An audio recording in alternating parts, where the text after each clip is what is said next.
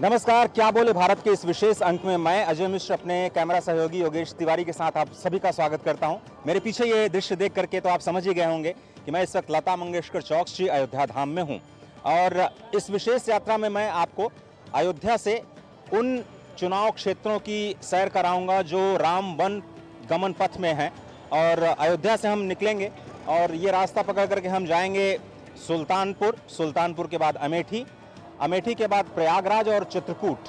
तो ये जो लोकसभा क्षेत्र हैं जो कि राम वन पथगमन में आते हैं, जो माना जाता है कि विकास और संस्कृति की जो एक संयुक्त धारा बही है, उसका असर क्या इस लोकसभा चुनाव पर पड़ेगा, उसको हम समझने की कोशिश करेंगे।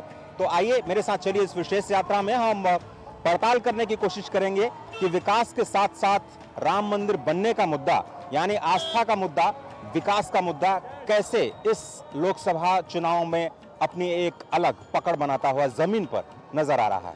आपको गांव की भी सैर कराएंगे, लेकिन अयोध्या तो संतों की नगरी है और एक संत हमारे साथ है। तो अब ये बताइए कि चुनाव को लेकर के आप लोगों का क्या विचार है? अच्छा विचार है। मैं मोदी जी को लाना चाहता हूँ। क्यों मोदी जी को लाना चाहते हैं? मोदी जी बहुत अच्छा कार्य कर रहे हैं, देश के लिए, संत के लिए, अयोध्या में राम मंदिर के लिए। इतना अच्छा कार्य जो उन्होंने किया वो कोई ने नहीं किया। ये केवल मंदिर का कार्य हो या विकास का कार्य भी हो रहा है? विकास का कार्य भी हो रहा है। अच्छा। विकास भी बहुत हुए उनकी, इतना विकास है, विकास की गिनती नहीं है। वो गुजरात का एक बड़ा सेठ है वो।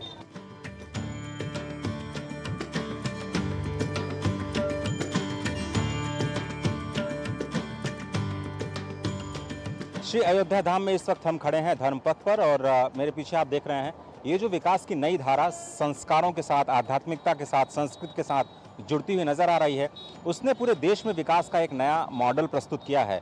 और अगर फैजाबाद लोकसभा चुनाव क्षेत्रों की बात करें तो 20 मई को यहाँ पर 5वें चरण में चुनाव होंगे और साथ ही चुनाव होंगे मोहनलालगंज, लखनऊ, रायबरेली, अमेठी, जालौन, झांसी, हमीरपुर, बादा, फतेहपुर, कौशाम्बी, बाराबंकी, कैसरगंज और गोड्डा में। ये 5वें चरण का चुनाव होगा। फैजाबाद में जो बीजेपी के प्रत्याशी हैं लल्लू सिंह, वो हैट्रिक लगाने का पूरा प्रयास करेंगे क्योंकि राम मंदिर का मुद्दा पूरे देश में एक केंद्रीय मुद्दा बनता हुआ नजर आ रहा है। लेकिन बसपा ने यहाँ पर अपना एक ब्राह्मण कार्ड खेलते हुए ब्राह्मण प्रत्याशी को उतारा है, जिनका नाम है सच्चिदानंद पांडे। ये इसलिए मुकाबला थोड़ा सा दिलचस्प हो गया है क्योंकि पिछली बार अगर आप 2019 में देखें तो बहुत ज़्यादा वोटों का अंतर नहीं था। सपा जो कि दूसरे नंबर पर थी और बीजेपी जो पहले नंबर पर यहाँ पे लल्लू सिंह जी थे। इस बार अगर हम इंडी अलायंस की बात करें तो समाजवादी और कांग्रेस के अलायंस ने अवधेश प्रसाद पर भरोसा जताया है। बड़ा ही इंटरेस्टिंग यहाँ पर मैं योगेश से कहूँगा थोड़ा सा दिखाएं प्लीज़। ये रघुपति राघव राजा राम, हरे पेड़ का हरा आम, अब बनारस का मशहूर है, दिल्ली अभी दूर है। तो ये इस तरह की जो गर्मी है उससे तो बचने में सहायता करती हैं। और भैया आपका क्या नाम है? विष्णु सोनी। विष्णु जी, अब अगर ये ठंडक तो आप पहुंचा ही रहे हैं, लेकिन चुनाव की गर्मी क्या कह रही है? चुनाव की गर्मी है राजा राम, रघुपति राजा राजा राम, बस राम ही राम रहेगा सब जगह। अच्छा, राम राज है, राम राज रहेगा।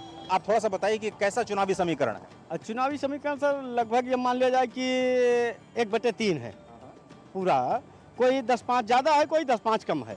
अब चूंकि भगवान श्री रामचंद्र जी की रामनगरी है तो बेस तो होबे करेगा, अभी तो स्वाभाविक है क्योंकि पुश्तैनी है यहाँ के। और हम खास करके भरत जी के नगरी के स्वयं रहने वाले हैं और हमारी इतनी अच्छी किस्मत जो है कि हम नंदीग्राम में हैं, नंदीग्राम मूल निवासी हैं।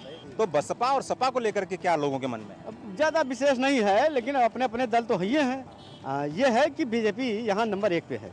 मौसम में इतनी गर्मी है, भट्टी के पास आप बैठे हुए हैं, चुनाव की गर्मी अलग से है। पैसा यही है, काम ये करना तो है, चाहे गर्मी हो चाहे ठंडी हो। तो कार्य से करा रहे हैं। बढ़ने का मतलब ये है कि यहाँ मंदिर के पास जितने हैं ज़्यादा भीड़ वहीं है, दुकानदारी वगैरह वहीं है, वैसे चहल पहल कुछ ज़्यादा बढ़ गया यहाँ पे। तो चुनाव का क्या माहौल? अब चुनाव का माहौल सीधा सा बात है, सब जो जिस पार्टी का है उसी पार्टी का बखान करता है। अब इतना बड़ा बड़ा काम हुआ है, इस पर तो सब स्वाभाविक है कि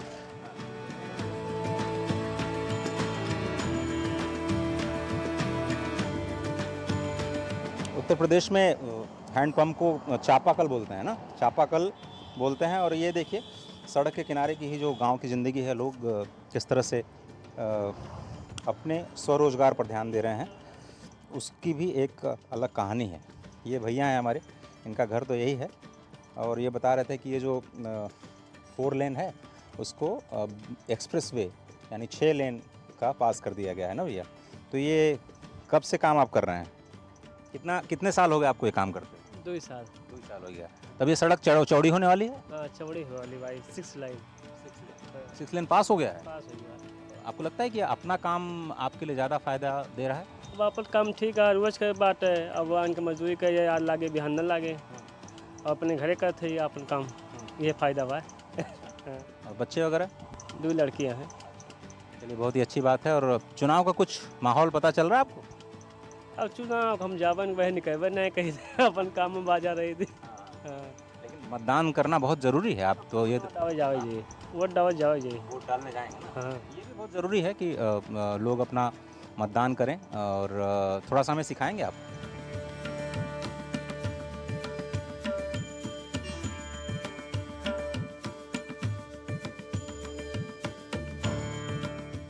इस वक्त हम हैं गोमती नदी के किनारे। तो भगवान श्री राम का गोमती के भी साथ बहुत ही गहरा संबंध है। और यहाँ पर पास में ही अमेठी में एक जगह है धोपाप घाट, जहाँ पर भगवान श्री राम ने स्नान किया था। और बताया जाता है कि पौराणिक रूप से ये घाट बहुत ही महत्वपूर्ण है, क्योंकि रावण का वध करने के बाद उन्होंने वहाँ पर अपने पापों को धोने के लिए स्नान किया था। और आज ये घाट बहुत ही दिव्य बन चुका है और यहाँ पर बड़ी संख्या में लोग आते हैं स्नान ध्यान के लिए। तो ये जो नदियों का संबंध है भारत की संस्कृति के साथ, संस्कार के साथ जुड़ा हुआ है। और आप देख रहे हैं गोमती सीधे उत्तर प्रदेश की राजधानी जाती है लखनऊ। और कहते हैं कि भारत की राजनीति का रास्ता भी लखनऊ से ही होकर के गुजरता है। तो हमने सोचा कि आपको गोमती माँ के दर्शन करा लें और फिर आगे आपको सुल्तानपुर, अमेठी और प्रयागराज, चित्रकूट की सफर पर लिए चलते हैं।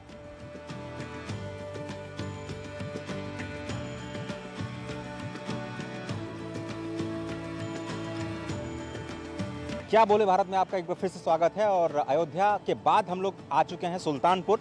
और सुल्तानपुर दूसरी हॉट सीट है जिस पर सभी की निगाहें रहेंगी। आप देखिए ये पूरा का पूरा जो एक्सप्रेसवे है वो अयोध्या को सुल्तानपुर से जोड़ता है। और उसके बाद हम अमेठी और प्रयागराज के रास्ते में जाएंगे। लेकिन कहें मेनका गांधी जो कि पूर्व केंद्रीय मंत्री हैं, वो बहुत ही हॉट सीट पर लगातार यहाँ से जीतती रही हैं। लेकिन इस बार जो समाजवादी पार्टी है उन्होंने अपना निषाद कैंडिडेट खड़ा किया है। उनका नाम है रामभुआल निषाद, जो कि पूर्व मंत्री रह चुके हैं।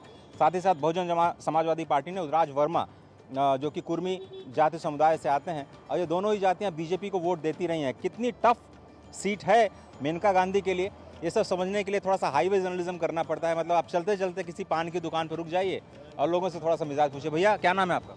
मेरा अखिलेश अवस्थी। तो अखिलेश अवस्थी जी, मेनका गांधी के लिए बता रहे हैं कि थोड़ी सी मुश्किलें बढ़ी हैं, टफ सीट हो गई है क्या? हाँ थोड़ा सा है, लेकिन ऐसा नहीं है, ले जाएगी। अच्छा ले जाएंगे। हाँ। आपका मानना है कि ले हाँ ले जाएगी। मामला त्रिकोणी हो गया भैया। क्या अभी इंटरेस्टिंग हो रहा है या मेनका गांधी जी को जीत मिल सकती है? नहीं, जीत मिल सकती है। क्यों?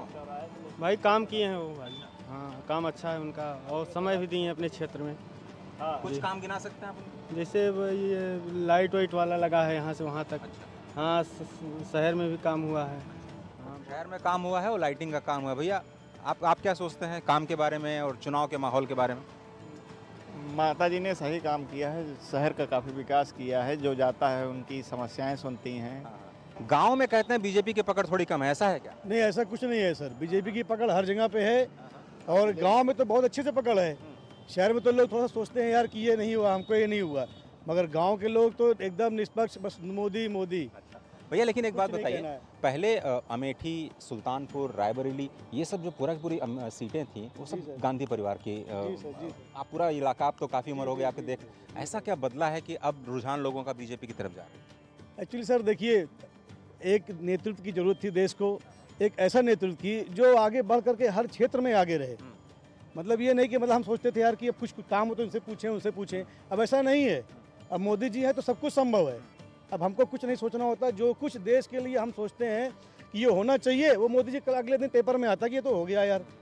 तो अब हमारे क्षेत्र के जितने निवासी लोग हैं, जनता है, हमारे साथी मित्र लोग भी हैं, तो सब लोग जानते हैं कि अब हमको देश के बारे में, अपने बेरोजगारी के बारे में और युवाओं को किसी के बारे में सोचना ही नहीं है। अच्छा भैया, ये जो गारंटी बार बार कह रहे हैं मोदी जी की, उस पर जनता भरोसा करती है?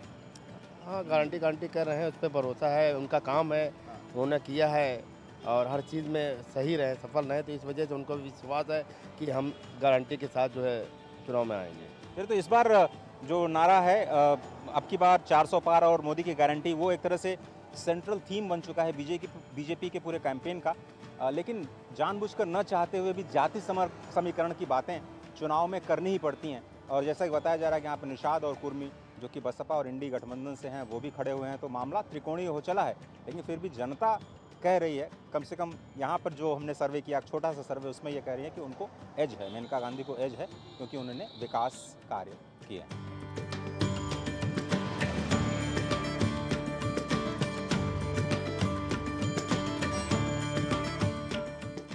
भगवान श्री राम को जब 14 वर्षों का वनवास मिला तो ऐसे ही पथरीले रास्तों से, कांटों भरे रास्तों से उन्होंने नंगे पांव 14 वर्षों का जो वनवास है उसको व्यतीत किया। और किसी भी गांव, किसी भी कस्बे में वो प्रवेश उन्होंने पूरे 14 वर्षों के दौरान नहीं किया। यहाँ तक कि जब सुग्रीव के राज्य में भी हनुमान जी ने कहा कि उनको चलना है राज्याभिषेक के लिए, उन्होंने लक्ष्मण को भेजा जिनको वनवास नहीं मिला था।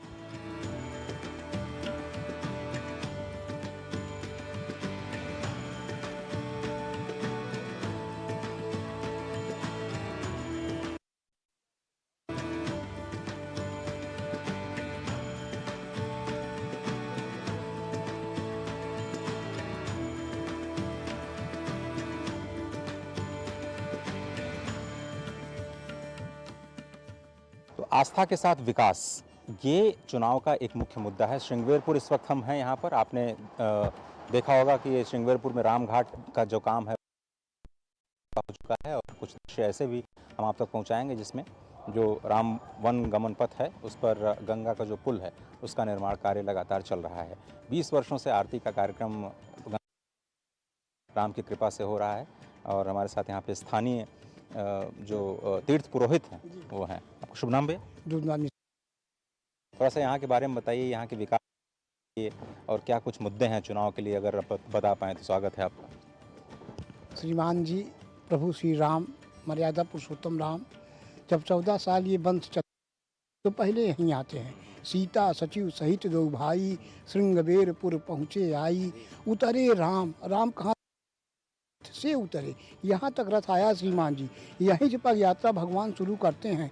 तो उतरे राम देव सर देखी, अकीन दंडवत हरस भिषेकी।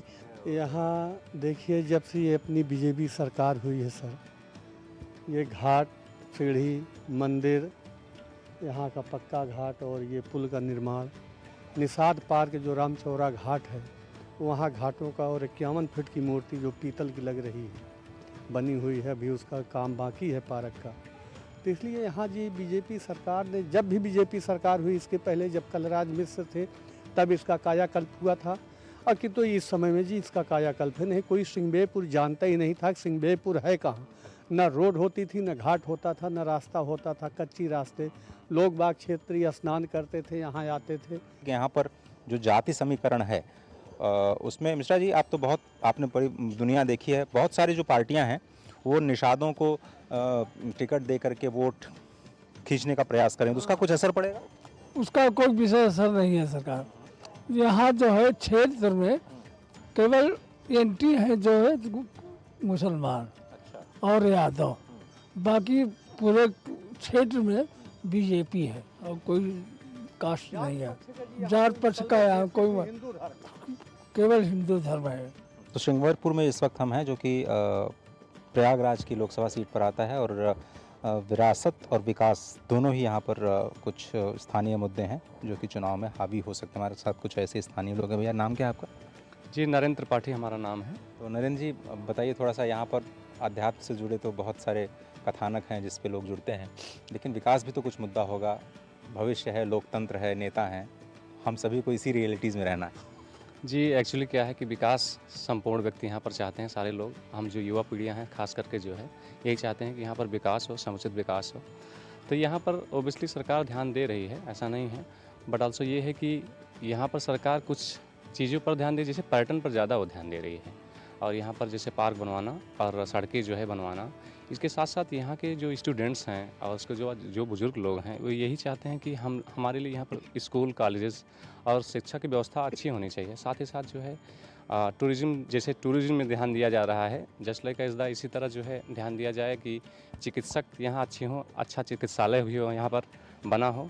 नहीं, हमारी ये हकीकत नहीं ये आ रही है कि जो हमारी सरकार है बहुत बढ़िया है, बहुत बढ़िया कार्य कर रही है, सराहनीय काम कर रही है। यहाँ पे बहुत ऐसे कार्य किया है जो सराहनीय बहुत ज़्यादा है। अभी हमारे यहाँ सिंगवेपुर में कभी कोई ध्यान नहीं देता था, अब बढ़िया अच्छा निशादात पार्क बढ़िया अच्छा बन रहा है, यहाँ हमारा ब्रिज बन रहा है, बहुत बढ़िया कार्य कर रहा है सरकार जी। श्रृंगेरपुर पे करीब 315 करोड़ की परियोजना है जिस पर कार्य चल रहा है और लेकिन युवाओं की अगर युवाओं की बात करें तो उनको क्या भविष्य नज़र आता है? केवल यहाँ पे पर्यटन को बढ़ावा देना या फिर उसके अलावा भी कुछ और अपॉर्चुनिटीज़ हैं? नहीं, यहाँ पे पर्यटक बस, लेकिन हमारे जो शिक्षा का वो है विशेष, यहाँ पे जो हमारी छोटी छोटी मतलब महिलाएं या मतलब जो हमारे सिस्टर लोग हैं वो मतलब बहुत दूर जाती हैं पढ़ाई करने के लिए। हम लोग सोचते हैं कि बस यहाँ पे हाई स्कूल इंटर तक कोई सा एक विद्यालय खुल जाए जिसमें हमारी जो महिला बहन हैं वो सब आके एक यहाँ पे शिक्षा का वो करें। आपने बहुत अच्छा कहा। तो एक ये जो सांस्कृतिक अवधारणा है उसका पुनरुद्धार वो तो ज़रूरी है ही है किसी भी समाज के लिए, साथ ही साथ बुनियादी ढांचे का विकास जो कि हम पूरे देश में देख रहे हैं, प्रदेश में भी देख रहे हैं, वो भी ज़रूरी है। लेकिन शिक्षा और स्वास्थ्य जो बुनियादी ज़रूरत है सभी के जीवन की, वो भी यहाँ के युवा समझ रहे हैं। उस पर सरकारों को ध्यान देना होगा, चाहे कोई भी लोकतंत्र में जनता उन्हें चुन करके आए। लेकिन ये भी एक मुद्दा है ख़ासतौर पर उन युवाओं के लिए जो शायद पहली या दूसरी बार वोट करने के लिए जा रहे हैं।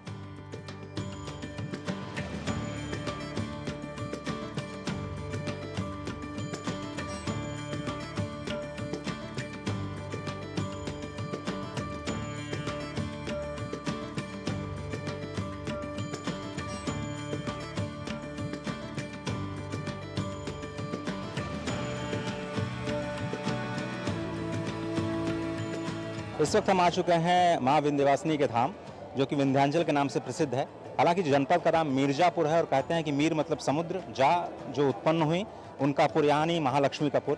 और ये जो मंदिर है विंध्यवासिनी माँ का मंदिर है। और जिस तरह से काशी कॉरिडोर का निर्माण हुआ, अयोध्या में स्पेशल राम मंदिर के कॉरिडोर का निर्माण हुआ और महाकाल कॉरिडोर का निर्माण हुआ, यहाँ पर भी जो कॉरिडोर के निर्माण से आने जाने वाले श्रद्धालुओं की संख्या में भारी बढ़ोतरी हुई है। लेकिन भैया चुनाव का माहौल है, तो कौन कौन से मुद्दे आपको लगता है कि इस बार के चुनाव में ज़्यादा बेहतर हो सकते हैं, आ सकते हैं सामने? इस समय आपको देखिए बीजेपी आएगा और क्या। उसकी वजह क्या है? उसकी वजह ये है कि यहाँ जो काम किया है बीजेपी, इसके लिए। आप देखिए यहाँ माँ के यहाँ हम लोग आते थे, बहुत परेशानी होती थी। आज कितना बदला हुआ नज़ारा है। मोदी जी का जो काम है वो आगे लोगों को पसंद आ रहा है, आमजन को। और आमजन को तो पसंद आ रहा है, लेकिन माता जी को पसंद आ रहा है कि नहीं वो भी बड़ा ज़रूरी है। हाँ, इनसे पूछ लेते हैं। माता जी, आप पहले भी आई होंगी यहाँ पर, कितना बदलाव हुआ है और चुनाव में ओवरऑल क्या लग रहा है? पहले नहीं, मैं बार बार आती हूँ, हर महीने में आती हूँ और बहुत बदलाव है, बहुत अच्छा है। बहुत आराम से दर्शन होता है, इतना धक्कम धुक्की नहीं होता है। कितना खूबसूरत नज़ारा हो गया माता रानी का।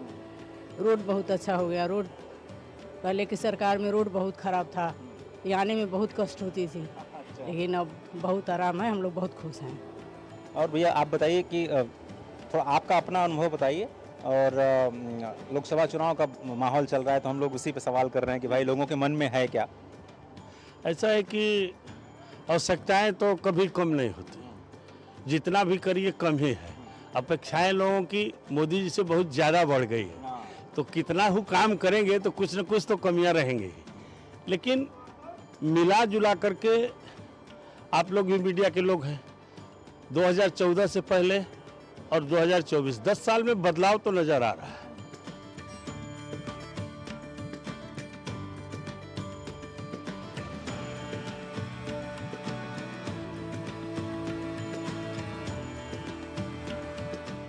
तो इस वक्त हम प्रयागराज में एएन झा हॉस्टल है हमारे पीछे, वहाँ पर आ चुके हैं। और बुद्धिजीवियों का अड्डा माना जाता है। यहाँ से एक समय था इसको ऑक्सफोर्ड ऑफ ईस्ट कहा जाता था और यहाँ से बड़े बड़े लोग निकले हैं जो इस वक्त देश को चला भी रहे हैं, बड़े बड़े पदों पर हैं और पॉलिटिकली बहुत ही एक्टिव माना जाता है। तो हमारे साथ कुछ यहाँ पर छात्र भी हैं और कुछ वरिष्ठ लोग भी हैं जो चुनाव पर अपनी राय रखेंगे। तो सबसे पहले राणा जी आप ही से शुरुआत करते हैं। अभी चुनावी माहौल क्या है? कुछ लोग तो बोल रहे हैं 400 पार, कुछ लोग बोल रहे हैं भाई थोड़ा सा मुश्किल है। तो बताइए मुद्दे क्या हैं इलाहाबाद को, अगर हम प्रयागराज सीट की बात करें? प्रयागराज पे अगर मुद्दे को देखेंगे तो यहाँ की दोनों सीट जो है कि बीजेपी जीत रही है। नहीं, जमीन पर आपको कौन से मुद्दे हैं जिन पर चुनाव लड़ा जाएगा? जमीन पे विकास इनका बोल रहा है, गरीबों को जो होना चाहिए वो ये दे ही रहे हैं और विकास इनका दिखाई दे रहा है। जहाँ आज हम खड़े हैं, आज के 10 साल पहले खड़ा होने लायक नहीं था, न यहाँ बैठने की जगह थी और आज यहाँ हजारों का हुजूम डेली बैठा करता है। तो यह मोदी के विकास की ही देन है। नहीं, मैं 2000 मेरे ख्याल से 2 का मैं छात्र रहा हूँ। यहाँ से जब निकला तो ऐसे ही जहाँ पे ऐसी रौनक हुआ करती थी, तो भीड़ तो हमेशा से रहती। लेकिन भैया आपको अब तो काफ़ी युवा हैं और युवाओं के लिए क्या मुद्दे हैं प्रयागराज की सीट पे, आपको क्या लगता है? सीट का तो पता नहीं, लेकिन मुद्दे बहुत हैं, जैसे कि एम्प्लॉयमेंट 5 सालों के लगभग अभी नौकरी नहीं आ रही है बीएड वाली, और महंगाई बहुत बढ़ गई है। जैसे गैस के सिलेंडर 1200 के लगभग पहले पहुंच गए थे, अब थोड़ा कम हो के वो 900 साढ़े 900 पे पहुंच गया है। तो ये सब चीज़ काफ़ी ज़्यादा महंगी हो गई है। बिजली का बिल जो है वो बहुत महंगा है पर यूनिट। तो मुझे लगता है इन सब पे कंट्रोल होना चाहिए, जो कि हो नहीं रहा है। थोड़ा सा भैया आप बताइए, यहाँ पर क्या कुछ चीज़ें आपको क्या लग रहा है और हवा किस ओर दिखाई दे रही है? हवा तो बीजेपी की ही है और मुद्दे ये हैं कि शहर प्रयागराज हमेशा कुंभ के लिए नगरी के नाम से जाना गया है। तो सरकार के पास एक बहुत अच्छा मौका होता है कि चुनाव के आने से पहले अपने आप को बहुत अच्छे से रिप्रेजेंट कर सकते हैं। अब जैसे शहर में इस समय विकास का कार्य बहुत तेजी से चल रहा है। महंगाई हमारा मेन मुद्दा है, महंगाई और शिक्षा में जो लूट हो जा रही है, बेरोजगारी एक मुद्दा है। आप देखिए यहाँ पे लाखों छात्र तैयारी करते हैं परंतु नौकरी नहीं मिल पा रही। इसका लोकसभा चुनाव से क्या लेना देना, और अगर कोई आपके हिसाब से इन मुद्दों को कौन सॉल्व कर सकता है? देखिए लोकसभा चुनाव से ही हमारा मुद्दा है। 30 लाख सरकारी भर्तियां भी खाली पड़ी हुई हैं। क्या बोले भारत में प्रयागराज से हमने कुछ आवाजें आप तक पहुंचाई। उत्तर प्रदेश का ये बहुत ही विशेष लोकसभा सीट है। अगर एनडीए की बात करें तो बीजेपी के नीरज त्रिपाठी यहाँ पर प्रत्याशी बनाए गए हैं। वहीं अगर हम इंडी गठबंधन की बात करें तो कुंवर उज्जवल रमण सिंह, जो कि कई बार विधायक रहे करछना से, नैनी क्षेत्र जहां पर इस वक्त हम खड़े हैं, इस बार वो नीरज त्रिपाठी जी को कड़ी चुनौती देते हुए नजर आएंगे। लेकिन अमृत मंथन का ये क्षेत्र है, अमृत की बूंदें यहाँ पर गिरी थी, तो ये चुनाव भी एक तरह से मंथन का ही समय होता है, जब कई रत्न आपको निकलते हुए दिखाई देते हैं इस मंथन से। उसमें कुछ रत्न विष के रूप में भी हो सकते हैं और कुछ अमृत के भी रूप में। तो देखना होगा कि जो भारत की जनता है, उत्तर प्रदेश की जनता है, खासतौर पर तीर्थराज प्रयाग की जनता है, वो इस चुनाव में कौन सा अमृत निकाल करके इस देश को देती है। क्या बोले भारत की जो टीम है वो अब चित्रकूट में प्रवेश कर चुकी है। जैसा कि आपको पता है कि चित्रकूट का कुछ हिस्सा उत्तर प्रदेश में आता है और कुछ हिस्सा मध्य प्रदेश में आता है। इस वक्त हम हैं जगतगुरु रामभद्राचार्य दिव्यांग राज्य विश्वविद्यालय चित्रकूट, जो कि उत्तर प्रदेश में स्थित है और अकेला अपने आप में एक अनूठा विश्वविद्यालय जो सिर्फ और सिर्फ दिव्यांगों के लिए बनाया गया है। जगतगुरु रामभद्राचार्य जी स्वयं भी दिव्यांग हैं, लेकिन परम विद्वान और वेदों के प्रणेता, और श्री राम जन्मभूमि मंदिर के निर्माण में भी उनकी अहम भूमिका रही है, सभी लोग जानते हैं। लेकिन ख़ास बात जो मैं आपको बताना चाहता हूँ ये कि उत्तर प्रदेश सरकार ने व्यवस्था की है, चुनाव आयोग ने व्यवस्था की है कि जो लोग दिव्यांग हैं उनको घर पे ही जा करके उनका बैलेट पेपर के जरिए चुनाव कराया जाए। और स्वयं रामभद्राचार्य जी जो हैं उन्होंने अपना चुनाव डाला है, अपना मतदान किया है, और वो भी बैलेट के जरिए। कई सारे ऐसे दिव्यांग हैं उनकी तरह जिनका मतदान हुआ है। व्यवस्था की गई है खासतौर पर चुनाव आयोग की तरफ से दिव्यांगों के लिए, और जो 85 वर्ष से ऊपर हैं, अशक्त हैं, जो मतदान केंद्र तक नहीं जा सकते, उनके लिए विशेष व्यवस्था की गई है। आइए अब थोड़ा सा और आगे चलते हैं और देखते हैं चित्रकूट में लोगों की क्या राय है चुनाव की प्रक्रिया पर, चुनाव के मुद्दों पर और चुनाव के भविष्य पर।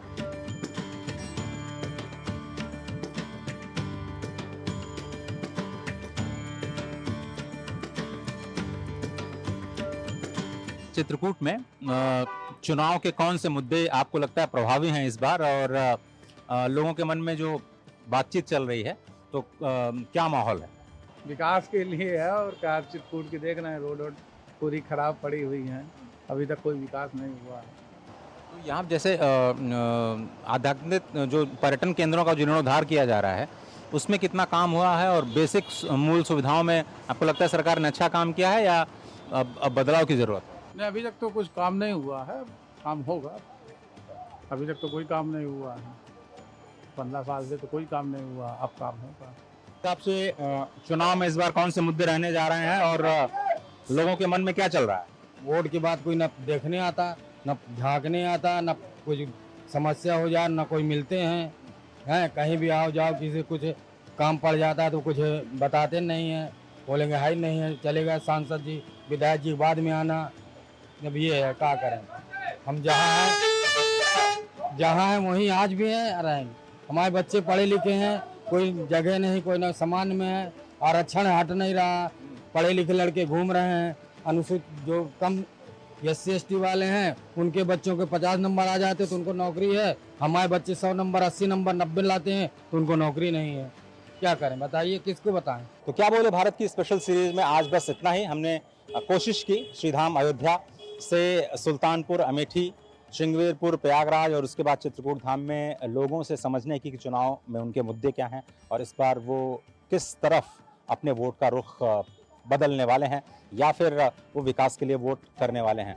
तो इस सीरीज़ में हम लगातार अलग अलग देश के क्षेत्रों से आपके लिए जनता की आवाज़ लेकर के आते रहेंगे। फिलहाल मुझे यानी अजय मिश्र को और मेरे सहयोगी योगेश तिवारी को दीजिए इजाज़त। नमस्कार।